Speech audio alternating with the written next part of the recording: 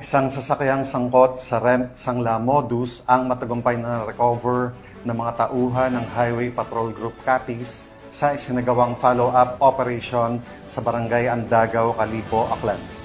Ito ay bahagi ng walang humpay na kampanya ng PNP, HPG laban sa carnapping at iba pang uri ng motor vehicle-related crimes. Narito ang detalye ang report mula kay Patrolman Mark Roland Feliciano.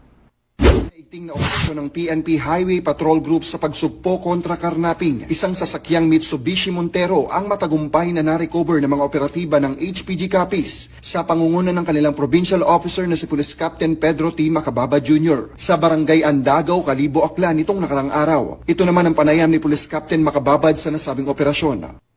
Swerte ng Silito, Jerusalem, nagtungo sa opisina ng Regional Highway Patrol Unit 6, investigation upang itulog ang kanyang reklamo regarding sa kanyang sasakyan na pinarakilahan noong April 2024 sa halagang 45,000 kada buwan. Ngunit ito ay hindi na binayaran at napagkalaman na ang nasabing sasakyan ay isinangla sa isang alias itik sa bandang Calibo.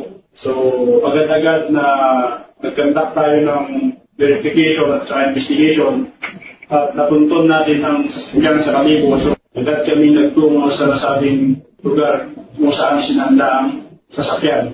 At nung ipaliwanag namin ito sa napagsanlaan, ay agad naman itong voluntaryo sinurrender nang malaman niya ang status ng dinala namin ng nasabing sasakyan sa Regional Highway Patrol Unit 6 para sa macro-routine examination at further verification. Ipinaliwanag ng HPG ang status ng sasakyan at voluntaryo namang isinurrender ito ng possessor. Pansamantalang nasa kustodiya ng Regional Highway Patrol Unit 6 ang nasabing sasakyan at sasailalim sa macro-etching examination ng forensic group. Sa anumang katanungan, reklamo o impormasyon, ang himpilan ng HPG mula Luzon, Visayas at Mindanao ay palaging bukas upang kayo'y tulungan. Kami ang Highway Patrol Group, ang kakampi nyo sa kalsada na patuloy na magbibigay ng serbisyong HPG. Dahil dito sa ating bagong Pilipinas, ang gusto ng pulis, ligtas ka. At sa iba pang balitang serbisyong HPG, tumutok lamang sa aming YouTube channel at Facebook page na Police News Network.